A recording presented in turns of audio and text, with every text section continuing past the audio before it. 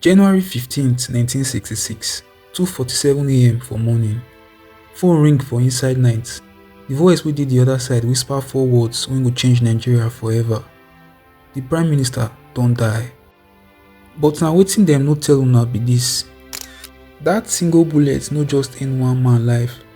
E trigger chain reaction wey go kill over 3 million people, wey go divide Africa's biggest nation into two, and wey create the blueprint for political violence wey still dey haunt Nigeria till today.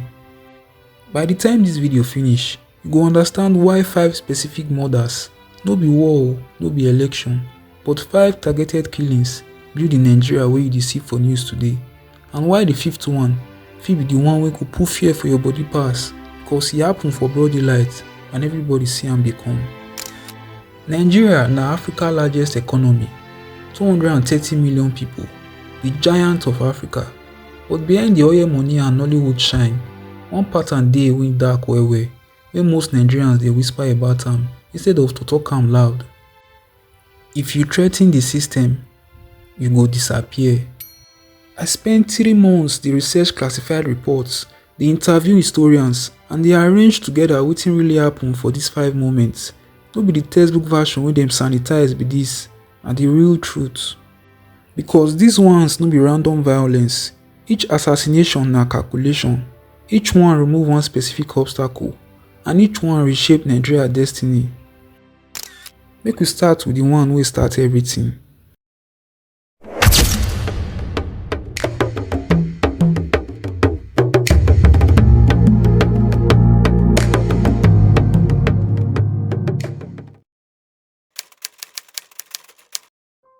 Abubakar Tafawa Balewa, Nigeria first Prime Minister, teacher wey turn statesman.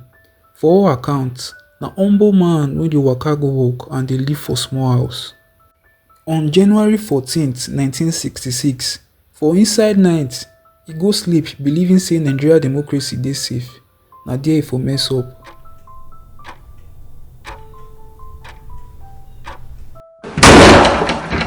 For exactly 2:47 a.m, soldiers burst enter im house. Im wife shout, im children dem hide. Na so dem drag Balewa comot for Lagos for night with im pyjamas.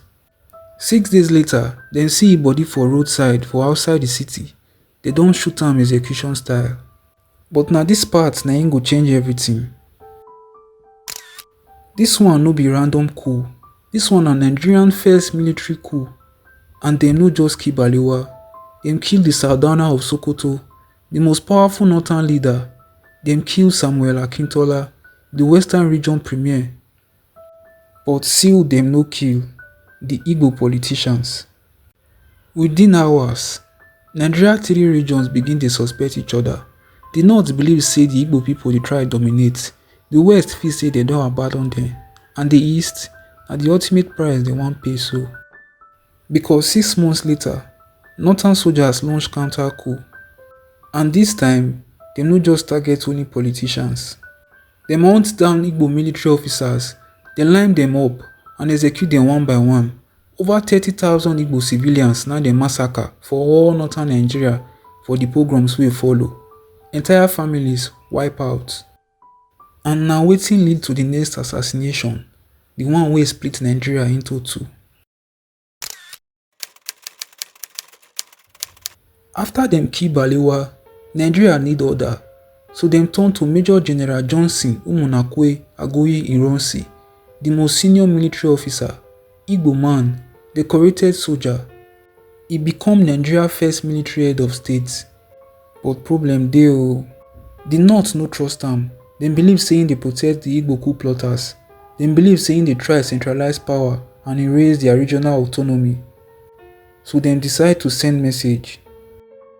July 29, 1966, Ironsi dey visit Ibadan for courtesy call. E dey stay for government house. E dey confident say im dey safe for the heart of Yoruba land. That night, northern soldiers surround the building. Dem storm inside the house, drag Ironsi and im host, Colonel Adekunle Fajuyi, Yoruba officer. Dem carry dem go inside darkness. Fajuyi no even be their target. But when dem tell am say make e step aside make dem carry Ironsi, he refuse. He talk say If una dey carry my guest, una go carry me too. Dem torture the two of them, beat them, they even tie them to one motor wey dem dey call Land Rover. Dem drag their body for streets until nothing remain wey person fit recognize. Dem no see im run see body for months. Eventually, when dem discover am for shallow grave, e mutilate sotey na only dental records dem take identify am. Dis assassination do something wey the first one no fit do. E make reconciliation impossible. The Igbo people for East feel betrayed, abandoned and haunted. So, their military governor, one young charismatic officer wey dem dey call Chukwuemeka Odumegwu Ojukwu, he come make decision wey go change African history. He declare independence. On May 30th, 1967, na dem born the Republic of Biafra. And Nigeria enter civil war wey go kill over 3 million people. Most of them na children wey die of hunger because of the blockade. Nothing dey enter Biafra, nothing dey come out. But even for war, rules dey, lines dey wey you no suppose cross. The next assassination scatter all of them. After the civil war end for 1970, Nigeria don break, emotionally drained, morally exhausted. For 6 years, General Yakubu Gowon rule Nigeria, but by 1975, people don dey frustrate. Corruption dey everywhere, promises na empty talk. Then Murtala Muhammed come. He overthrow Gowon for bloodless coup on July 29, 1975, and immediately, Nigerians love am. Why? Because he make moves. For just 6 months, Murtala purged 10,000 corrupt civil servants. He moved the capital of Nigeria from Lagos go Abuja. He even fired state governors and replaced them with clean hands. He also stand up to foreign oil companies and demand Nigerian share. But this man also commit one atrocity for this country wey we no fit forget, and na him be the Asaba massacre. But that one na story for another day. Murtala Muhammed, he bold, fearless, and he no dey compromise. People dey call am the people's general, but he make enemies, powerful ones. February 13th, 1976, 8:05 a.m, rush hour morning for Lagos. Dem dey drive Murtala dey go work for im black Mercedes. No escort, no security convoy. Im refuse dem, talk say im be soldier, im no be king. Im car stop for traffic light for Ikoyi. One Pidgin 504 pull up beside am.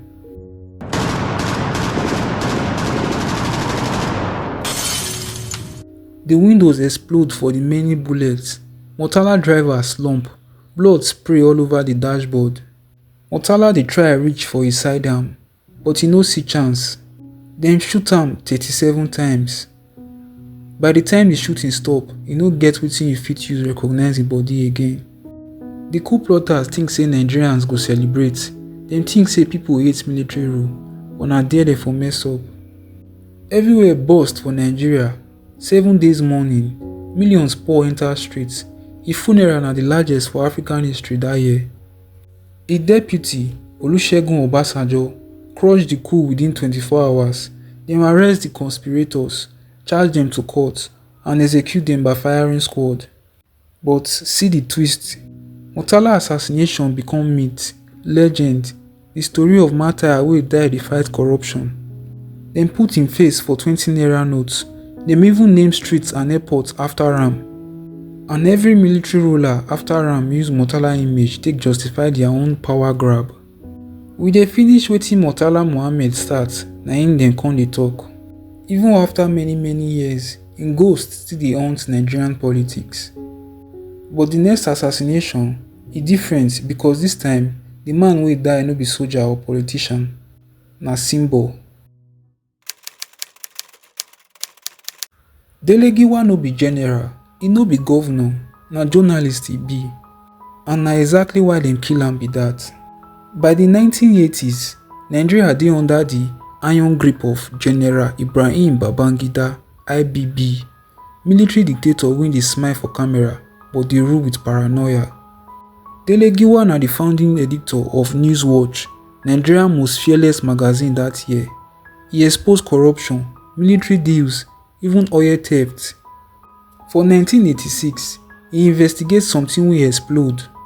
Drug trafficking ring wey allegedly involve high-ranking military officers. Babangida government warn am, interrogate am, dem even try intimidate am. Giwa no stop, so dem send am message wey e no go fit ignore. October 19, 1986, Sunday morning, Giwa dey for house for Ikeja with im son. Carrier knock im door, deliver parcel, talk say na from im colleague. Giwa open the parcel.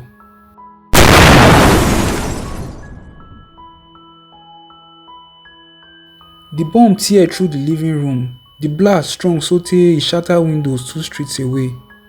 Dele Giwa body pieces. Nigeria shock. This one no be battlefield execution. This one no be coup. This one na state-sponsored terrorism. Letter bomb wey dem send to journalist house with im pikin inside. Government deny everything. Dem claim say na accident, drug dealers, set up. No investigation, no arrest, no justice. Dele Giwa assassination put code for every Nigerian journalist body. Ask the wrong question and you go die. Even today, Nigeria rank as one of the most dangerous countries for journalists for Africa. Freedom of speech na joke. And it traced back to that letter bomb for 1986. But one more assassination dey. The one wey prove say the system never change. The one wey happen for front of the whole world. Bola Ige, Attorney General of Nigeria, senior advocate, man wey dem dey call Cicero after the Roman orator because im speeches fit move nations. By 2001, Nigeria just returned to democracy after many years of military rule. People get hope. Bola Ige na one of the faces of that hope, but e be too know many things. E dey investigate political assassinations wey happen for Southwest. Im get evidence wey link powerful politicians to electoral violence. And on December 23, 2001, just 2 days before Christmas, armed men waka enter im house for Ibadan. Dem shoot am 5 times for im bedroom while im family dey downstairs. Nigeria explode with anger. This one no be military era again. This one suppose be democracy. President Obasanjo promised swift investigations. Dem make arrests, dem hold trials, and then nothing. Dem free every suspect, every lead don cold. Dem never solve Bola Ige murder, and na the point be that. Because this assassination prove something wey dey make person fear. Democracy no change Nigeria. The system only learn how to wear suit. Today, political assassinations still dey happen. Journalists still dey disappear. Activists still dey die for mysterious accidents. The names dey change. The methods dey evolve. But the pattern never die. 5 men, 5 bullets, 5 turning points. Each assassination remove person wey threaten the system, and each one reshape Nigeria into wetin e be today. Country where dem dey take power by force, where dem dey sell justice, where dem dey buy truth. But the thing about buried truth be say, dem no dey stay buried forever. If this video open your eyes, share am, because the only way to break the circle na to make sure say people remember. This na Naija history gist. I go see una for the next one.